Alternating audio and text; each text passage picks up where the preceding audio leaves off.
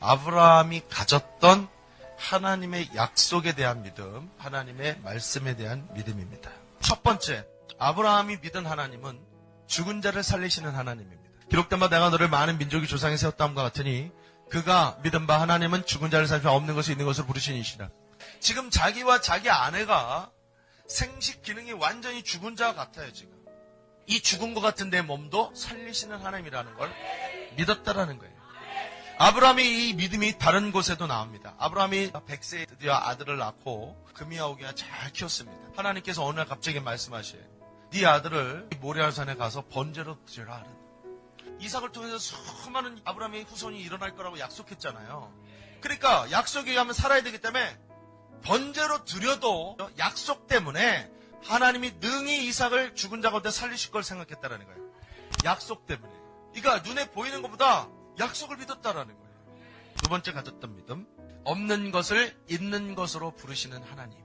하나님께서 많은 민족의 조상이 될 것이다 약속했잖아요. 그러니까 하나님께서 이름을 바꿨어요. 많은 민족의 아비, 많은 민족의 어미로 이름을 바꿔버린 거예요. 그리고 하나님이 부르셨습니다. 아브라함아 불렀어요. 있는 것으로 있을 것이 아니라 있는 것으로 불렀다고. 아브라함아 많은 민족의 조상이 된 것처럼 이미 불렀습니다. 서로 아브라함, 사라 1년 동안 이렇게 불렀습니다. 없는 것을 있는 것으로 불렀다고요. 불렀더니 어떤 일이 벌어집니까? 아기가 태어난 거예요. 세 번째 믿음, 바랄 수 없는 중에 바라고 믿는 믿음.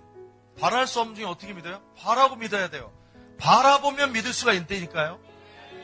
이것은요, 묵상과 상상을 의미하는 거예요. 아브라함이 아기가 나오지 않았지만 머릿속에 하늘의 별을 보면서 하나님이 약속하신 그 말씀을 이미지화 시켰던 것처럼 여러분 마음에 응답의 이미지가 있어야 돼요.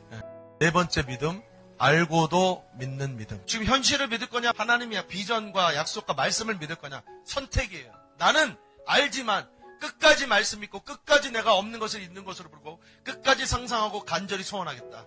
선택입니다. 도저히 안 되는 상황이야. 그래도 끝까지 믿는 겁니다. 이 믿음이 여러분을 응답을 이끕니다.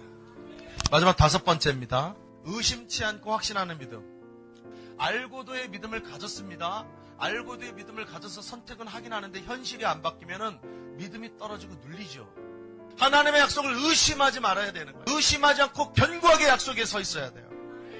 내가 선택하는 거예요. 의심 안 하는 것도요. 선택하는 거예요. 그렇게 견고해서 말씀에 서서 어떻게 합니까? 하나님께 영광 돌리며 찬양을 하는 거예요. 반드시 이루어진다. 믿음 위에 서서 확신하는 겁니다. 아브라함이 대단해서 의심이 안 생긴 게 아닙니다. 아브라함이 대단해서 의심이 안 생긴 게 아니라 선택한 거예요. 내가 의심하지 않고 알고도 믿음을 선택한 겁니다. 그 믿음은 선택이에요. 여러분 삶 가운데 하나님의 말씀이 이루어지려면 반드시 이 믿음을, 오늘 나누는 이 믿음을 가져야만이 하나님의 말씀이 여러분 삶 가운데 나타납니다.